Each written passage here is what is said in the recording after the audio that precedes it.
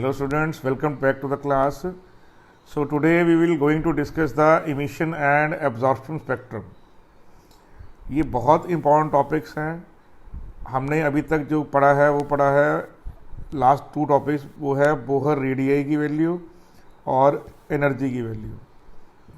अब हम टॉपिक को थोड़ा सा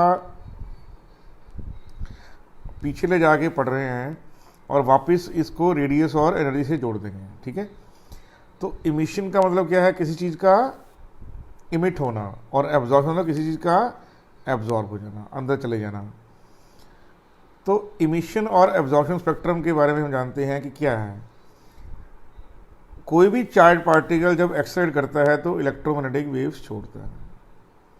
तो इलेक्ट्रोमैग्नेटिक जो रेडिएशन वो छोड़ता है वो डिफरेंट वेवलेंथ और डिफरेंट फ्रीक्वेंसीज के होते हैं. हमने पढ़ा था कि जो इलेक्ट्रोमैग्नेटिक रेडिएशन है उसमें कॉस्मिक रेज आएंगी, फिर गामा रेज आएंगी, फिर एक्स रेज आएंगी, फिर अल्ट्रावायलेट, फिर विजिबल, उसके बाद आई रेडिएशन, फिर रेडियो वेव्स, फिर audio waves, like that.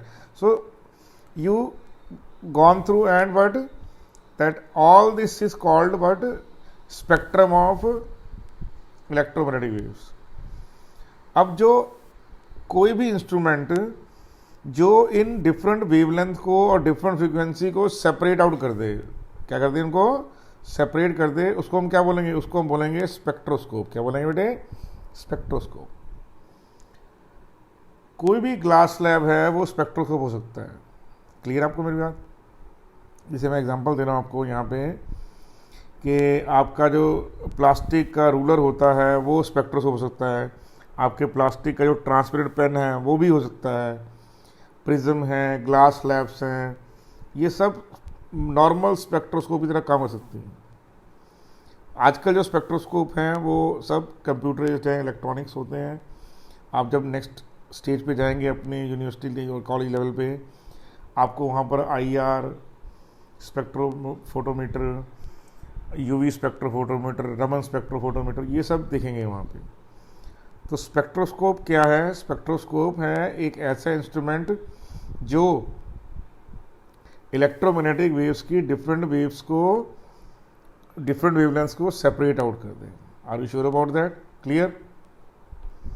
Medical में आपने देखा होगा आजकल बहुत सारे जो रेडियोलॉजिस्ट हैं, पूरे का पूरा जो उनका सिस्टम है, एनालिटिक सिस्टम है कि किसी को डायग्नोज करने का, वो अब स्पेक्ट्रोस्कोपी बेस हो गया है.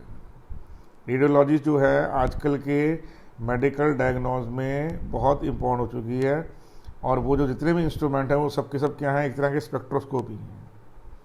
ठीक है जी, श्योर अबाउट दैट? अब नेक्स्ट जो हम समझते हैं वो ये समझते हैं कि जो स्पेक्ट्रोस्कोपी है ये बेसिकली क्या होता है. बेसिकली इसको हम यूज़ करते हैं किसमें? एस्ट्रोनॉमी में और कुछ ब्रांच केमिस्ट्री में. केमिस्ट्री में तो बहुत ज़्यादा यूज़ है, क्योंकि जितने भी बॉन्ड लेंथ हैं, स्ट्रक्चर वगैरह हैं, ऑलमोस्ट जितना भी आप केमिकल बॉन्डिंग में पढ़ते हो वो पूरे का पूरा केमिकल बॉन्डिंग में पूरे का पूरा आपका मैकेनिज्म सिस्टम है, ऑर्गेनिक सिस्टम है, सभी आज एविडेंस जो है स्पेक्ट्रोस्कोपिक एविडेंस माने जाते हैं. क्लियर नहीं क्लियर? तो यहाँ पर एक सिंपल स्पेक्ट्रोस्कोप नीचे बनाया गया है. इसमें क्या है दिखाया गया है? यहाँ पे देखिए, ये एक डिस्चार्ज ट्यूब है जिसके अंदर हाइड्रोजन गैस है. आपने इसमें इलेक्ट्रिक डिस्चार्ज दिया, तो इलेक्ट्रॉनिक डिस्चार्ज करने पर क्या हुआ? इलेक्ट्रॉनिक डिस्चार्ज करने पर देने पर सॉरी, ये जो हाइड्रोजन है यहाँ प्रेशर लो होना चाहिए, ये भी इम्पोर्टेंट बात है. तो ये डिस्चार्ज ट्यूब है, इसके अंदर प्रेशर लो है. जब आप इसको वोल्टेज सप्लाई करेंगे तो इट विल लिमिट रेडिएशन. ये स्लिट लगा रखी हैं, 2 स्लिट. इन स्लिट में जब ये रेडिएशन पास होता है तो जो ये स्लिट इसलिए लगा रखी है कि सिर्फ एक ही बीम पास हो सके. When that beam enters that prism, तो prism will disperse the wave. तो वो डिस्पर्जन ऑफ वेव्स, ये फोटोग्राफिक प्लेट है. कौन सी? ये फोटोग्राफिक प्लेट है. इसका मतलब क्या हो गया कि स्लिट का होना, सोर्स का होना, प्रिज्म का होना और फोटोग्राफिक प्लेट का होना, ये सब मिला दीजिए और साथ में एक आप कंप्यूटराइज्ड सिस्टम लगा दीजिए, तो ये सब मिला के आजकल का मॉडर्न स्पेक्ट्रोस्कोप एक बन जाएगा. ठीक है. ये एग्जाम्पल भी है एक इमिशन स्पेक्ट्रा का कि लाइट इमिट आउट हुई है कहाँ से? हाइड्रोजन के डिस्चार्ज ट्यूब से वो लाइट को हमने अलाउ किया है प्रिज्म से पास होने को, और उसके बाद यहाँ पे हमें 4 डिस्टिंग्विश लाइन 1 2 3 4 किसकी मिली हैं, हाइड्रोजन स्पेक्ट्रम की मिली हैं। खैर ये हमने एक सिंपल पिक्चर बनाई है किसके लिए, स्पेक्ट्रोस्कोप के लिए। श्योर बेटे, समझ आ गया आपको। तो स्पेक्ट्रोस्कोप में क्या होता है, एक डिफ्रैक्शन ग्राफ्ट जैसे ये प्रिज्म है, यहाँ पे मूवेबल स्लिट्स होते हैं, ठीक है, फोटो डिटेक्टर है जो जैसे कि फोटोग्राफी प्लेट है यहाँ पे। तो all these combined together give you spectroscope. अब हम चलते हैं अपनी नेक्स्ट टर्म में, वो क्या है, इमिशन स्पेक्ट्रा। इमिशन स्पेक्ट्रा के 2 पार्ट हैं, एक है कंटिन्यूस स्पेक्ट्रा, दूसरा है लाइन या एटॉमिक स्पेक्ट्रा। लाइन और एटॉमिक स्पेक्ट्रा जो है ये सबसे इम्पॉर्टेंट यहाँ पर है, मोस्ट इम्पॉर्टेंट लाइन और एटॉमिक स्पेक्ट्रा ही है। बाकी सब तो खैर एक डेफिनेशन के लिए हैं। मेन पोर्शन आपको सिर्फ क्या पढ़ना है, लाइन स्पेक्ट्रा और एटॉमिक स्पेक्ट्रा। तो इसमें होगा क्या, जैसे कि यहाँ पे क्या है, when the radiation emitted from the some source is passed directly through the prism and then received on the photographic plate, the spectrum obtained is called emission spectrum। Clear नहीं करी आपको ये बात कि आपने यहाँ एक डिस्चार्ज ट्यूब लिया, डिस्चार्ज ट्यूब को आपने हाई लो प्रेशर पर हाई वोल्टेज दिया, क्या दिया, हाई वोल्टेज सप्लाई किया। तो वो हाई वोल्टेज सप्लाई करने में क्या होगा, यहाँ से रेडिएशन बाहर आएगा, you allow the radiation to pass through slit then through prism, और ये स्प्लिट कर देगा इसको। तो ये क्या है, इमिशन स्पेक्ट्रा। क्या बेटा, ये इमिशन स्पेक्ट्रा है। क्लियर आपको ये बात। तो इमिशन स्पेक्ट्रा में 2 पार्ट है, कंटिन्यूस एंड लाइन स्पेक्ट्रा। तो पहले जो हम पढ़ेंगे वो पढ़ेंगे रिगार्डिंग द कंटिन्यूस स्पेक्ट्रा।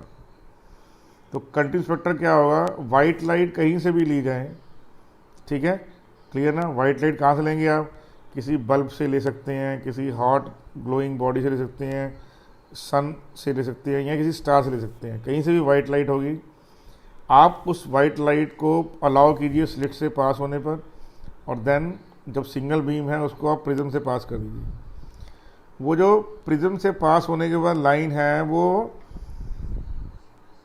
एक कंटिन्यूस स्पेक्ट्रम में VIBGYOR, violet, indigo, blue, green, yellow, orange, red, ये इसमें ब्रेक हो जाएगी।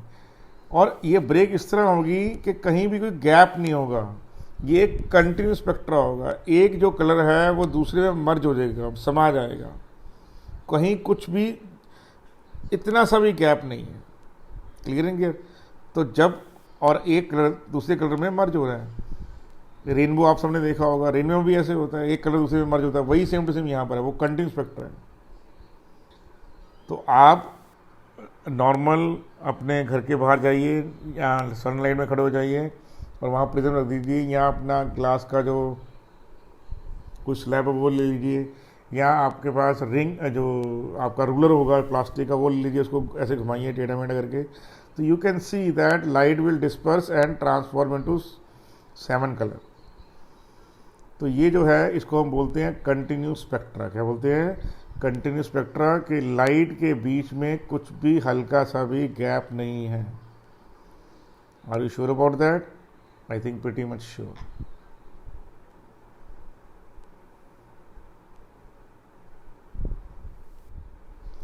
नेक्स्ट जो हम चेक करेंगे वो क्या है, वो है हमारे पास लाइन स्पेक्ट्रा। क्या है ये, लाइन स्पेक्ट्रा है। तो लाइन स्पेक्ट्रा में क्या होगा, हम क्या करेंगे, हम एक NaCl का सैंपल लेंगे, आप NaBr का भी ले सकते हैं, ठीक है, आप उसमें सोडियम नाइट्रेट भी ले सकते हैं, आपकी मर्जी है, सोडियम सल्फेट भी ले सकते हैं, कोई भी लीजिए जिसमें सोडियम सॉल्ट हो। और आप क्या करेंगे, उसको निकल या प्लेटिनम के स्पैचुला में ले लेंगे। क्लियर नहीं, आपको बात। लेने के बाद आप उसको डाल देंगे बुनसन बर्नर में, ये बर्नर की फ्लेम है, तो बुनसन बर्नर में डाल दिया आपने। तो बुनसन बर्नर में जब ये सॉल्ट आप दे के रखेंगे स्पैचुला में या वायर पे ले लेंगे, तो वहाँ से रेडिएशन बाहर आएगा। आप यहाँ पे स्लिट लगा दीजिए और ओनली सिंगल बीम को आप अलाउ कीजिए पास होने में, ठीक है। जब वो सिंगल बीम यहाँ से पास हो जाएगी तो पास टू द प्रिज्म, प्रिज्म से पास होगी यहाँ पे। क्लियर। तो प्रिज्म में ये लाइन 2 पार्ट में टूट जाएगी। क्लियर। और वो जो फोटोग्राफी प्लेट पे आपको मिल जाएगा। तो कौन कौन से 2 आपको वहाँ पर ब्राइट स्पॉट्स मिलेंगे, वो मिलेंगे 5896 एंगस्ट्रॉम और 5890 एंगस्ट्रॉम, ये दो लाइन मिलेंगी आपको। इनको बेसिकली बोला जाता है D series of sodium light. क्या बोलते हैं? D series of sodium light. Sure about that? तो आप कुछ भी सोच ले लें, यहाँ पे सोडियम के वेपर ले लें, NaCl ले लें, NaBr ले लें, NaI ले लें, NaF ले लें और सोडियम नाइट्रेट ले लें, सोडियम फॉस्फेट ले लें, हर केस में क्या होगा? आपको सेम स्पेक्ट्रम मिलेगा। When some volatile salts NaCl और NaBr are placed in Bunsen burner, the two yellow lines are obtained on the photography plate. These isolated, check कीजिए दोनों में गैप है, are separated by dark space, इनके बीच में dark space है। These isolated lines are called fingerprints और line spectra और एटॉमिक स्पेक्ट्रा। मैंने ये लिखा नहीं है पॉइंट, सॉरी। तो इसको आप क्या बोल सकते हैं? एटॉमिक स्पेक्ट्रा भी बोल सकते हैं। क्लियर आपको ये बात? This is word atomic spectra also. Are you sure about that? ये पॉइंट क्लियर है आप लोगों को? ठीक है, तो मैं दोबारा बोल रहा हूँ, NaCl आप जब मर्जी सैंपल लीजिए, NaCl का जो जहाँ से मर्जी सैंपल उठा के ले लीजिए, NaBr जहाँ से मर्जी उठा के ले लीजिए, ठीक है। In each and every case you always get these two lines, ठीक है। ये जो आपको नजर आ रहे हैं, ये देखिए, ये दो ब्राइट स्पॉट्स नजर आ रहे हैं, these are the true bright lines you always obtain in case of sodium. आपकी स्ट्रीट लाइट जो होती है मेनली सोडियम वेपर लैम्प ही होती है एक्चुअल में, वो ऑरेंज कलर की जो स्ट्रीटें लगी होती है ना, वो सोडियम वेपर लैम्प ही होती है, ठीक है बेटे।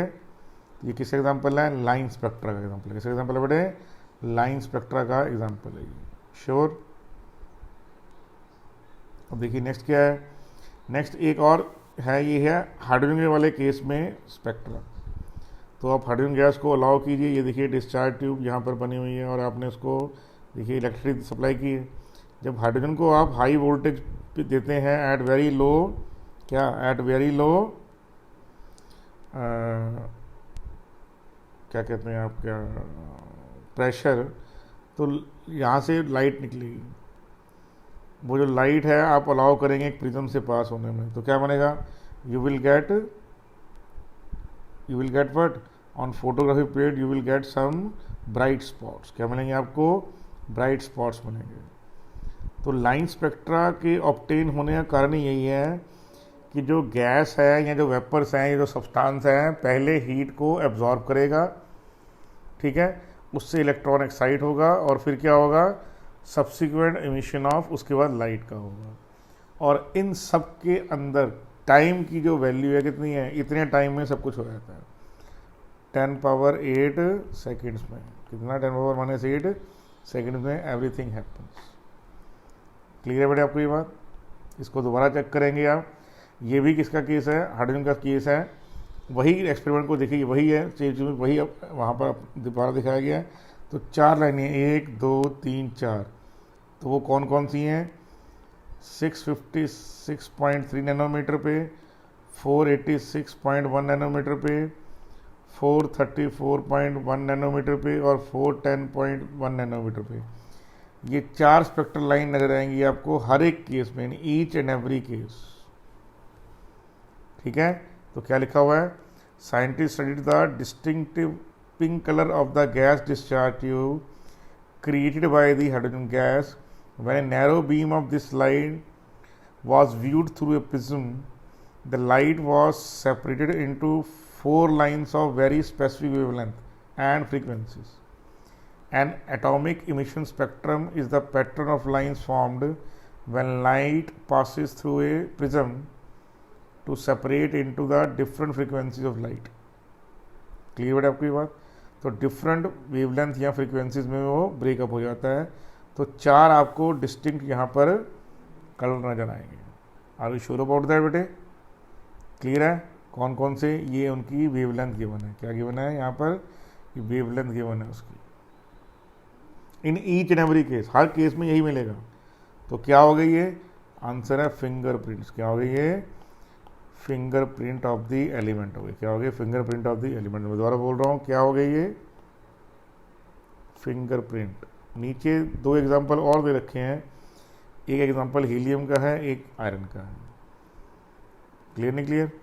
Sure about that?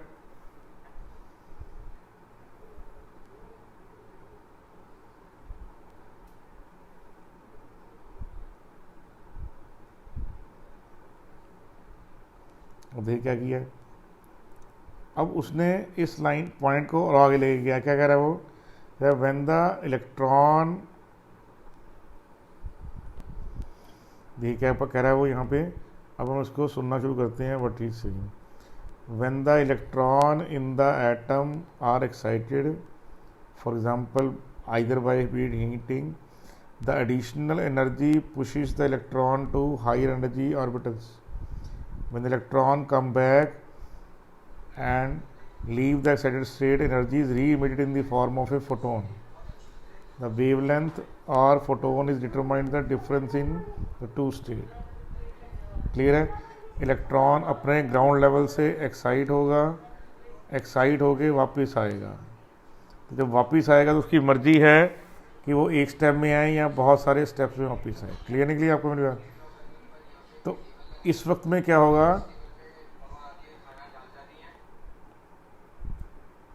जो एनर्जी है in the form of radiation वो रिलीज होगी। क्या होगी? वो रेडिएशन की फॉर्म में वो रिलीज होगा। Sure about that? उसके बाद जो नेक्स्ट पॉइंट आपको पढ़ना है वो क्या है कि ये जो फ्रीक्वेंसीज ऑफ लाइट हैं जो यहाँ पे मिली हैं, are dependent on the state of electron can be. When excited, an electron moves from higher energy level orbital. When the electron fall back to the high emitted. तो कितना gap है वो कह रहा है। मतलब जो मान लीजिए ये गैप है, इलेक्ट्रॉन एक्साइट होके यहाँ से वापस आया है, इलेक्ट्रॉन एक्साइट होके यहाँ से वापस आया है, तो दोनों में क्या है? एनर्जी गैप तो है ना। तो जो वेवलेंथ या फ्रीक्वेंसी है वो इस बात पे डिपेंड करेगा कि एनर्जी गैप क्या है। वही देखिए 4 लाइनें 1 2 3 एंड 4 आपको नजर आ रही, ठीक है नहीं? Sure about that? जो आपने अभी अभी पढ़ी हैं 4, ये वाली 410 434 486 4656, देखिए वही 1 2 3 4। ये मैं दोबारा बोलूँ, ये फिंगरप्रिंट इसे बोलते हैं। मान लीजिए जैसे रेड लाइट है या ब्लू लाइट है, हाइड्रोजन भी देगा, कोई और मान लीजिए एलिमेंट भी दे रहा है, लेकिन हाइड्रोजन की जो वेवलेंथ की वैल्यू है वो स्पेसिफिकली वही रहेगी, चेंज नहीं होगी। क्लियर आपको मेरी बात? ठीक है नहीं? जैसे मान लीजिए ये इंडिगो लाइन है, इंडिगो कलर की लाइन है, ठीक है? तो मान लीजिए कोई जैसे यहाँ पर आयरन भी दे रहा है, यानी पीछे आयरन भी दे रहा है, ये लाइन, ये आयरन का इंडिगो कलर है यहाँ पे। लेकिन जो हाइड्रोजन का इंडिगो कलर है, जो आयरन का, उसके कलर में क्या होगा? हल्का सा डिफरेंट होगा क्योंकि वेवलेंथ डिफरेंट होगी। ठीक है? यहाँ देखिए ये भी आपके पास ब्लू है, ये भी देखिए ब्लू है। अब ये ब्लू आयरन का है, ये ब्लू हाइड्रोजन का है। दोनों में कलर लगभग इसे लग रहे हैं लेकिन है नहीं है, बिकॉज वेवलेंथ्स आर डिफरेंट। क्या है मैं, चाहे डेसिमल पॉइंट 1 का डिफरेंस क्यों ना हो, there definitely will be difference of wavelength, क्योंकि जो wavelength emitted by the atom है वो उसके फिंगरप्रिंट्स हैं। वैसी वेवलेंथ कोई दूसरा इमिट नहीं करेगा, कोई भी element. That's why line spectra और atomic spectra are called fingerprints of the element. जैसे हम लोगों के फिंगरप्रिंट्स होते हैं, किसी से किसी के साथ मैच नहीं करते, वैसे ही जो एटॉमिक स्पेक्ट्रा के लाइन स्पेक्ट्रा जो वगैरह हैं वो एक एलिमेंट के दूसरे एलिमेंट से मैच नहीं करते। Are you sure about that? Very much sure. अब नेक्स्ट है जो है वो है एब्जॉर्प्शन स्पेक्ट्रा। क्या है बेटे? वो एब्जॉर्प्शन स्पेक्ट्रा है। जैसे नाम से स्पष्ट है, एब्जॉर्ब होना किसी चीज़ का। तो हम क्या करते हैं, वाइट लाइट जो किसी भी सोर्स से होती है उसको हम अलाउ करते हैं जिस सोर्स से आई है उसी सोर्स के सोल्यूशन से पास होने के लिए। जैसे मान लीजिए सोडियम वेपर लैंप से लाइट आई है तो हम NaCl का सोल्यूशन लेंगे या NaBr का सोल्यूशन लेंगे। मान लीजिए पोटाशियम से लाइट आई है तो हम पोटाशियम क्लोराइड या पोटाशियम नाइट्रेट का सोल्यूशन लेंगे। तो जौन सा मेटल लिया है या वेपर लिया है या गैस ली है वैसे सोल्यूशन लेना पड़ेगा आपको। तो यहाँ पर क्या किया, सोडियम वेपर लैंप लिया गया, उसमें लाइट यहाँ से देखिए ये लाइट बाहर आ रही कि नहीं आ रही। फिर आपने उसी लाइट को अलाउ किया है किससे, जिस सोर्स से लाइट आ रही है उसी का कोई ना कोई कंपाउंड का सॉल्यूशन बना के रखा हुआ है यहाँ पे, उसमें से पास करवाते हैं फिर उसको, फिर लाइट उसमें से पास होती है, फिर स्लिट लगा देते हैं आगे, slit will allow only one beam to pass through that. उसके बाद यहाँ पे प्रिज्म लगा हुआ है, क्या लगा हुआ है, प्रिज्म लगा हुआ है। तो क्या देखा गया था कि जैसे कि सोडियम वाले केस में ब्राइट स्पॉट्स नजर आते हैं, सेम टू सेम उसी पॉइंट पे क्या होता है, ये देखिए डार्क स्पॉट्स नजर आएंगे, ब्राइट फोटोग्राफी प्लेट होगी उस पर डार्क स्पॉट्स नजर आएंगे आपको।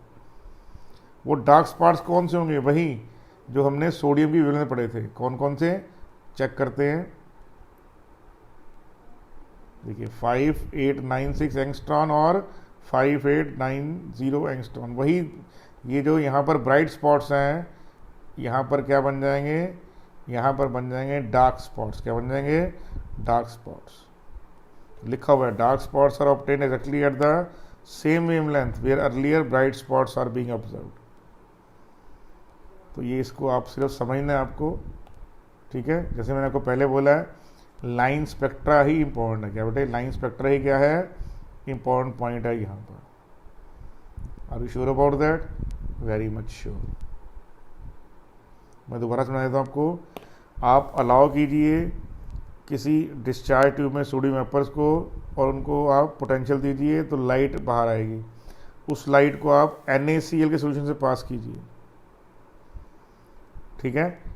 फिर जो वहाँ से लाइट आएगी उसको स्लिट लगा दीजिए ताकि एक ही बीम बाहर जाए। फिर उस बीम को अलाउ कीजिए प्रिज्म में जाने का। प्रिज्म में क्या होगा, डिस्पर्शन से आपको दो जगह पे क्या मिलेगा, डार्क स्पेक्ट्रा मिलेगा, बाकी जगह पे ब्राइट स्पॉट्स मिलेंगे। तो उससे क्या होगा, वो जो डार्क स्पॉट्स हैं एग्जैक्टली वहीं पर बनेंगे जहाँ पर पहले हमने सोडियम के ब्राइट स्पॉट्स देखे थे इमिशन स्पेक्ट्रा में। एब्जॉर्प्शन में वहीं कहाँ देखेंगे, डार्क स्पॉट। क्यों, वो जो पर्टिकुलर वेवलेंथ है यहाँ पर NaCl ने क्या किया है, NaCl ने यहाँ पर एब्जॉर्ब कर लिया उसको, सॉरी एब्जॉर्ब कर लिया है, एब्जॉर्ब कर लिया है। Sure part. जैसे मान लीजिए यहाँ पर क्या होगा, यहाँ पे हम लेते हैं लिथियम के वेपर, तो यहाँ पे लेंगे लिथियम क्लोराइड, तो लिथियम की वेवलेंथ यहीं पर एब्जॉर्ब हो जाएंगे। मान लीजिए आपने लिया H2, यहाँ पे लिया HCl, तो H2 की रेडिएशन यहाँ पर एब्जॉर्ब हो जाएंगे। क्लियर आपको मेरी बात। तो ये छोटी बातें हैं जो आपको पता होनी चाहिए। Sure, very much sure. ये नेक्स्ट जो टॉपिक है that is very very important. क्या है ये, लाइन स्पेक्ट्रा। क्या है यहाँ पर ये लाइन। नेक्स्ट है लाइन स्पेक्ट्रा ऑफ हाइड्रोजन। तो क्या बोल रहा है वो, कह रहा है in hydrogen atom if electron get excited and goes to the higher energy level it will not remain there, it will come back again to the ground level either in a single step or in several steps. Since the sample contains several atoms, so we are able to obtain several lines. ठीक है। जैसे example क्या कर बेटे, मान लीजिए electron excite होकर higher energy level पे गया, तो उसकी मर्जी है एक ही स्टेप में वापस आए, उसकी मर्जी है वो स्टेप बाय स्टेप वापस है। जैसे आप मान लीजिए लिफ्ट से एक ही बार में 5 मंजिल पे पहुँच गए, अब आपकी मर्जी है आप वापस लिफ्ट में ही इकट्ठा 0 ग्राउंड फ्लोर पे आ जाएं या सीढ़ियों से धीरे धीरे आएँ और पहले 4th फ्लोर पे आएँ, फिर 3rd फ्लोर पे आएँ, फिर 2nd फ्लोर पे आएँ, फिर 1st फ्लोर पे, फिर ग्राउंड फ्लोर पे। तो ये आपकी अपनी चॉइस है।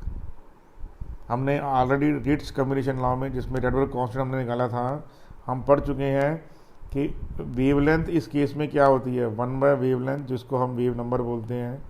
Wave number equal 1 by wavelength equal to क्या होता है, Rydberg constant into 1 by n1 lower level minus 1 by higher level का स्केयर, ठीक है नहीं। तो n1 क्या है, ग्राउंड स्टेट, और n2 क्या है, excited state of the electron. और रेडबर्ग कांस्टेंट वैल्यू हमने निकाली थी 1.0967 10⁻7 मीटर इनवर्स। ठीक है बेटे, ये सब कुछ आपको जाना चाहिए।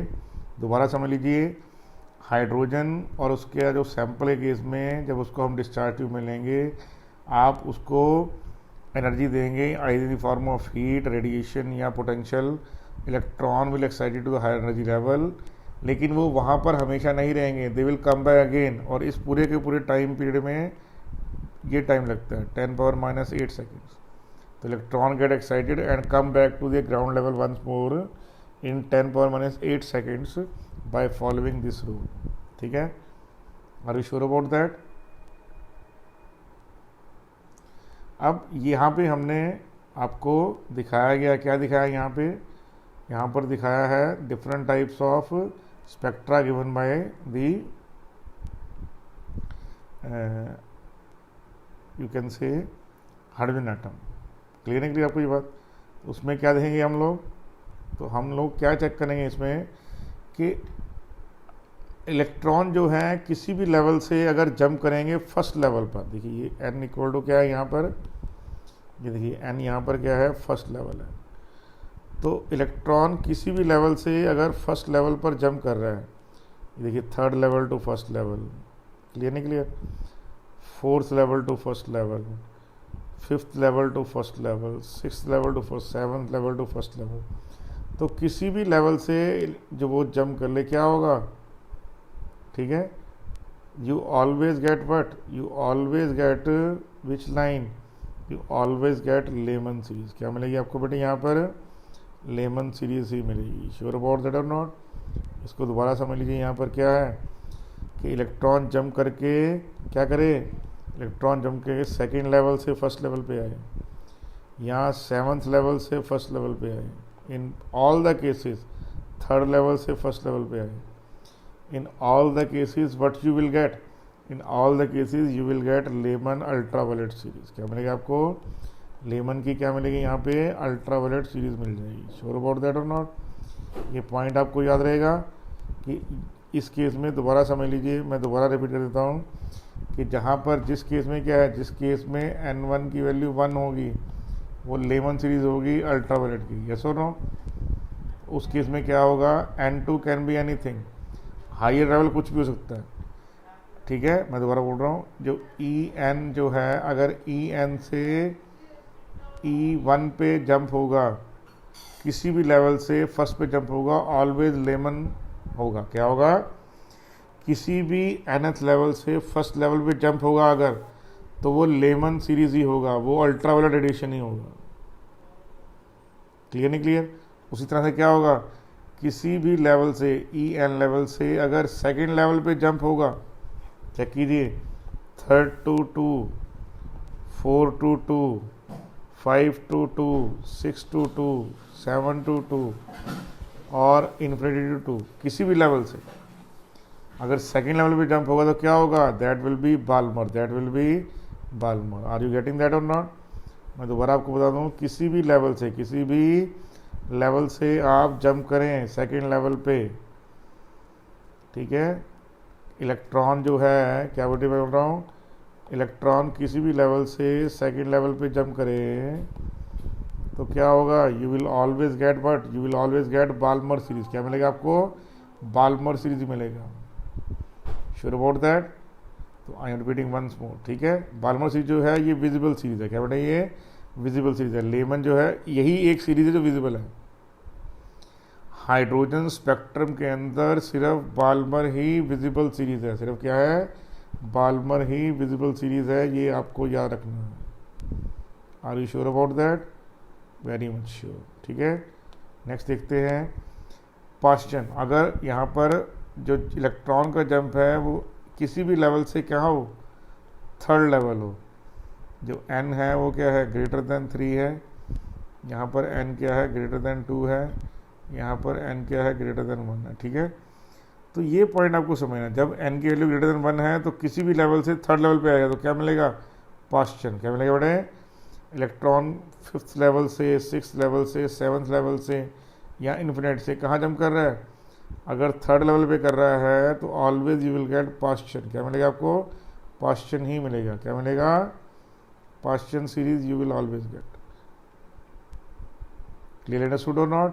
दोबारा समझ लीजिए क्या कह रहा हूँ मैं यहाँ पे, इलेक्ट्रॉन में जंप फ्रॉम एनी लेवल, किसी भी लेवल से, ये देखिए ये इन्फिनिटी है, ये इन्फिनिट लेवल है, ये 7th लेवल है, ये 6th लेवल है, किसी भी लेवल से, ये 4th लेवल है।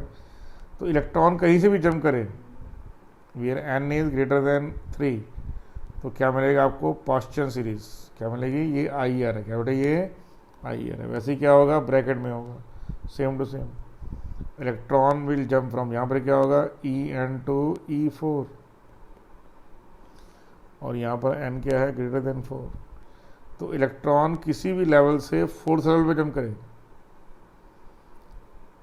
मैं दोबारा बोल रहा हूँ, इलेक्ट्रॉन किसी भी लेवल से 4th लेवल पे जंप करे, हमेशा आपको ब्रैकेट सीरीज ही मिलेगी। ये भी आई आर है। क्या बेटा? ये भी क्या है? आई आर है। उसके बाद पिफंड है और फिर Humphrey. Are you sure about that? ये कौन सी हैं? These are line spectra, Lyman, Balmer, Paschen, Brackett, Pfund and Humphrey. ये सब क्या है? All these are line spectra of hydrogen atom. Sure about that? Very much sure. Next क्या है? जो n2 की वैल्यू जैसे मैंने बता दी, n2 की वैल्यू क्या होगी? n1 + 1, n + 2, 1 + 3 up to infinity, ये वैल्यू होगी आपकी। क्लियर नहीं क्लियर? तो अब अगर n1 1 है, अगर इलेक्ट्रॉन जंप करके फर्स्ट लेवल पे आ रहा है, तो क्या निकलेगा? लेमन सीरीज अल्ट्रावायलेट की। अगर इलेक्ट्रॉन जंप करके रेस्ट करके कहाँ आ रहा है? सेकेंड लेवल पे आ रहा है, तो क्या होगा? Visible light. फिर n1 अगर 3 होगा, लोअर लेवल 3 होगा तो पास्चन, लोअर लेवल 4 होगा तो ब्रैकेट, लोअर लेवल 5 होगा तो पिफट। इलेक्ट्रॉन जंप करके जिस पे जंप कर रहा है वो n2, और जहाँ आ रहा है वापस वो क्या है? n1। तो ये हायर n2 क्या है? हायर एनर्जी लेवल, और n1 क्या है? Lower energy level. तो electron always jump from higher energy level to the lower energy level. ठीक है बेटे? श्योर? तो Lyman, Balmer, Paschen, Brackett, Pfund, Humphrey, ये सब क्या है? Line spectra of hydrogen. Line spectra of hydrogen आपने अच्छे ढंग से रट्टे मार लेने हैं। ये n1 यहाँ पर, n1 सब में कैसे? लोएस्ट इनका लेवल है। लेमन क्या है? फर्स्ट लेवल, लोएस्ट लेवल है। बाल्मर में लोएस्ट लेवल कौन सा है? सेकेंड है। पास्चन में लोएस्ट लेवल कौन सा है? 3 है। ब्रैकेट में लोएस्ट लेवल कौन सा है? 4 है। पिफंड में लोएस्ट लेवल कौन सा है? 5th। ठीक है? These things you have to memorise. आगे देखते हैं, वो कह रहा है कि ये जो लेमन, बाल्मर और पास्चन है, ये जो लेमन, बाल्मर और पास्चन है, इसमें क्या होगा? अब चेक कीजिए। वो कह रहा है the change in energy then translate to light in particular frequency. आपने हीट जिस मर्जी फॉर्म में दी हो, वो स्पेक्ट्रा की फॉर्म में रिलीज होगी, लाइट एनर्जी की फॉर्म में रिलीज होगी। ठीक है? और वो डिपेंड करेगा E=hν पे। ठीक है? क्लियर है? कह रहा है based on the wavelength of the spectral lines, Bohr was able to calculate energies of the hydrogen electron in various allowed levels. क्योंकि आपको पता ही है, ये 1/λ = RH 1/n1² का स्क्वायर Z²। तो एक बार आपको लैम्डा मालूम पड़ जाए तो किसी भी एनर्जी लेवल का पता आप लगा सकते हैं। E2 - E। ठीक है? E के लिए यहाँ पे क्या होगी? hc/λ। H आपको मालूम है, C मालूम। H क्या है? Planck constant. C क्या है? Speed of light. और 1 ये क्या है? hc × 1/λ। आगे एनर्जी आपके पास ये सर 1/λ क्या है? ये है 1/λ। श्योर अबाउट दैट और नॉट? तो इलेक्ट्रॉनिक ट्रांजिशन से आप क्या निकाल सकते हैं? Energy level. तो वही है, n1 क्या है? Lyman series. ये क्या है? Balmer, Paschen, bracket. क्लियर आपको ये बात? These thing you have to memorise. ठीक है बेटे? आपकी मेमोरी में होना चाहिए। क्या होना चाहिए? आपकी मेमोरी में अच्छे ढंग से होना चाहिए। दोबारा समझिए क्या कह रहा हूँ मैं। ये जो वेवलेंथ आप कल एनर्जी के ट्रांजिशन से आप पहले क्या करेंगे? आप वेवलेंथ नाप कर लेंगे ट्रांजिशन से। कैसे बेटे? ट्रांजिशन के हिसाब से। क्लियर? और उससे क्या निकाल लेंगे? उससे आप एनर्जी निकाल लेंगे। ये मतलब है यहाँ पे कहने का। Are you sure? क्लियर है ना? दूसरी इंपॉर्टेंट बात कह रहा है कि as the energy level increases the spacing between the orbital get smaller. मतलब क्या हुआ कि जो ये न्यूक्लियस है, तो फर्स्ट एनर्जी लेवल और सेकंड एनर्जी लेवल में फिर भी थोड़ा बहुत गैप होगा, लेकिन जो थर्ड ऑनवर्ड गया है, थर्ड ऑनवर्ड स्पेसिंग कम होती जाएगी, लाइन एक दूसरे पे ओवरलैप करती जाएगी, क्या करती जाएंगी, दूसरे पे ओवरलैप करती जाएंगी, नियरली ओवरलैपिंग होगी, ठीक है बेटा कि नहीं? Are you sure about that? तो energy difference between the various level decreases as we move down.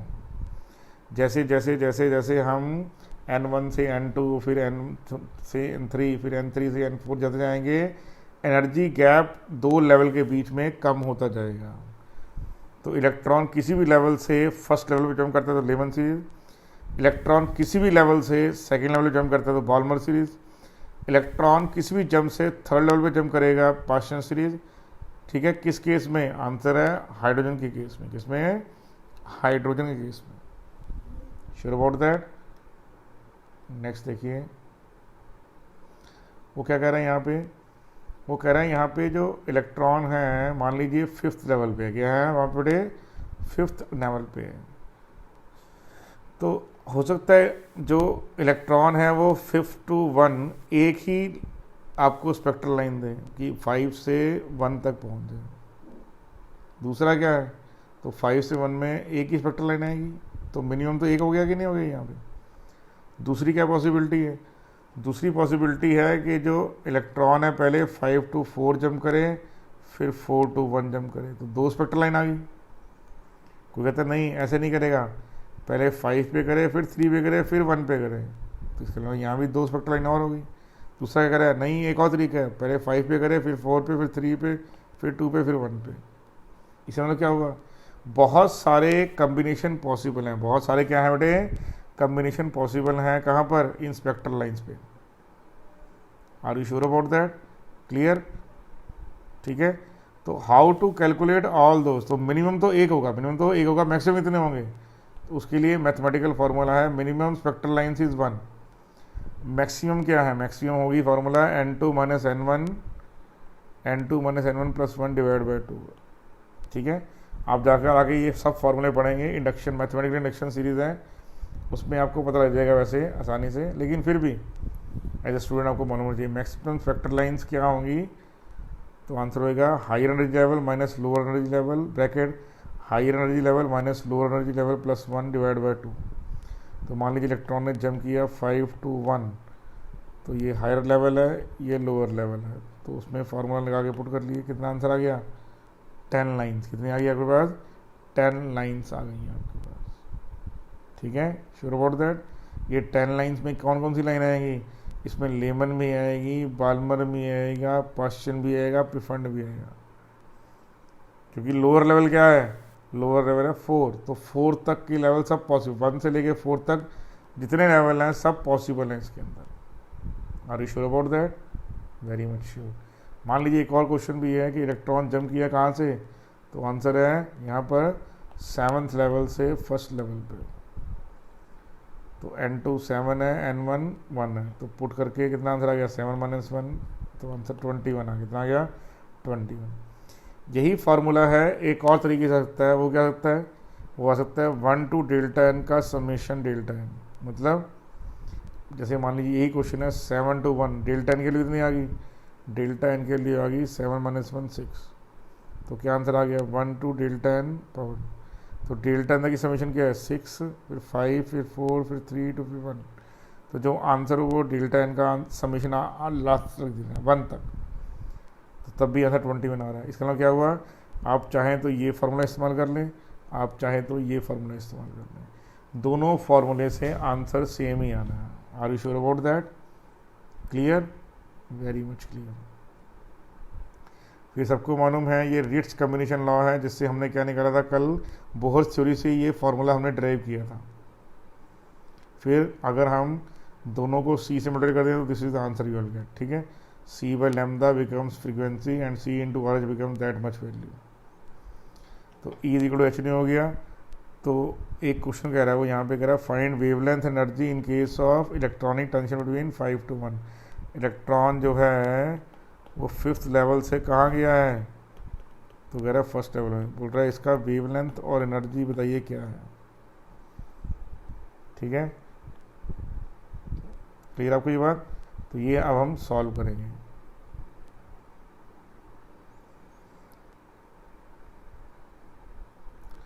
तो पहले आप वेवलेंथ निकाल लीजिए। n1 तो 1 का स्क्वायर हो गया,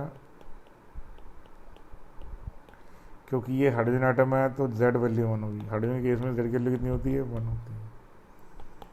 ये हो गया RH 1 माइनस 1/25। आंसर क्या आया?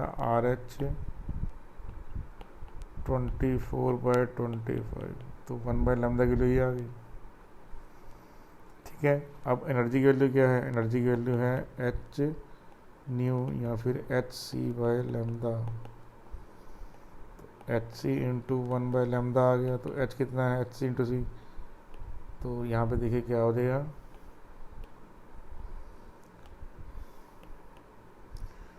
6.63 10⁻⁻34 इंटू,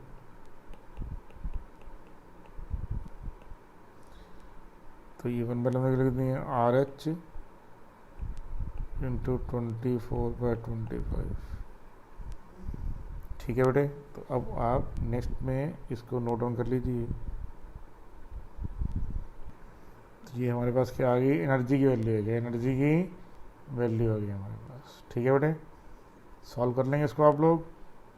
इजी है कि नहीं? बहुत इजी है। ठीक है, तो अब आप यहाँ पर कुछ वैल्यूज़ हैं जो नोट करनी है आपको। ई की वैल्यू क्या होती है? -13.6 Z² इलेक्ट्रॉन वोल्ट पर एटम और पर ion. Read is equal to 0.529 m²/Z²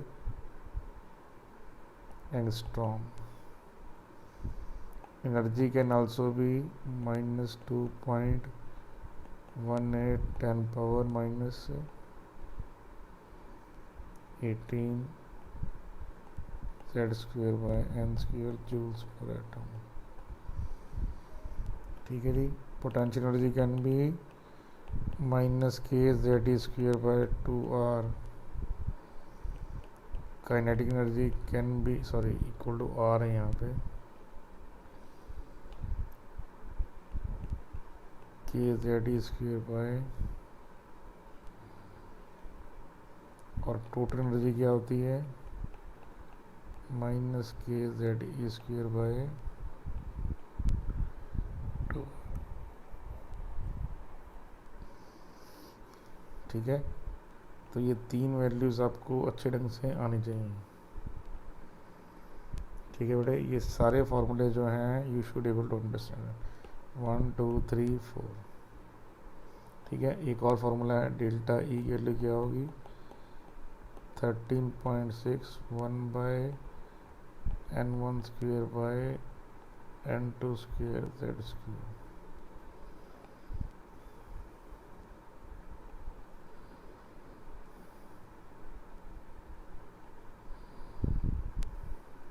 ठीक है, छोटे पॉइंट हैं, प्लीज़ इसको आप अच्छे ढंग से याद कर लीजिए।